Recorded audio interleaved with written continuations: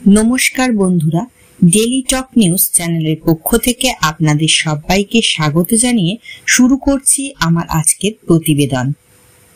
আগামীকাল অর্থাৎ শুক্রবার দুপুর 2টার সময় বিকাশ ভবনে চাকরিহারাদের নিয়ে জরুরি বৈঠক।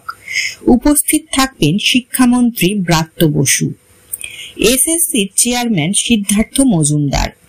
এছাড়াও ওই বৈঠকে থাকবেন নবান্নের বেশ কয়েকজন আধিকারিক, মধ্যশিক্ষা পর্ষদ, শিক্ষা দপ্তরের আধিকারিকরাও।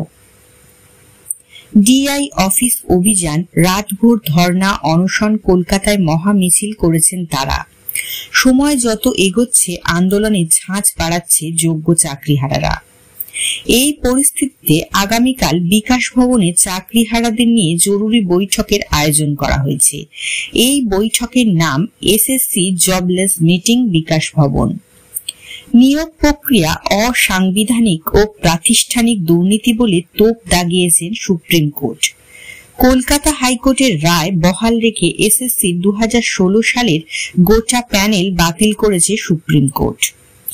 এক ধাক্কায় চাকরি হারিয়েছেন 26,000 শিক্ষক ও অশিক্ষক কর্মী।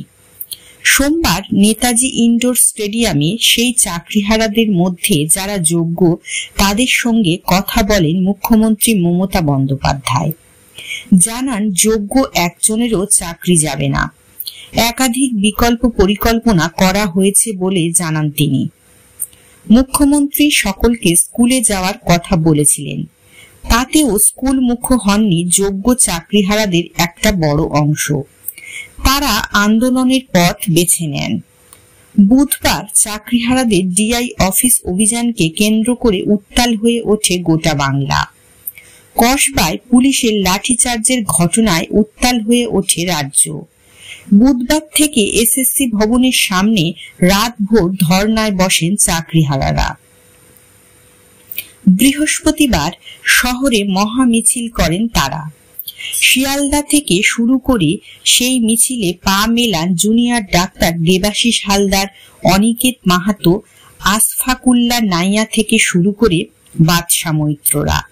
এই পরিস্থিতিতে আগামীকাল অর্থাৎ শুক্রবার বিকাশ ভবনে চাকরিহারাদের নিয়ে জরুরি বৈঠকের আয়োজন করা হয়। জানা যাচ্ছে চাকরিহারাদের 8 প্রতিনিধি সেখানে থাকবেন। বন্ধুরা, প্রতিবেদনটি ভালো লাগলে অবশ্যই লাইক, কমেন্ট ও শেয়ার করবেন।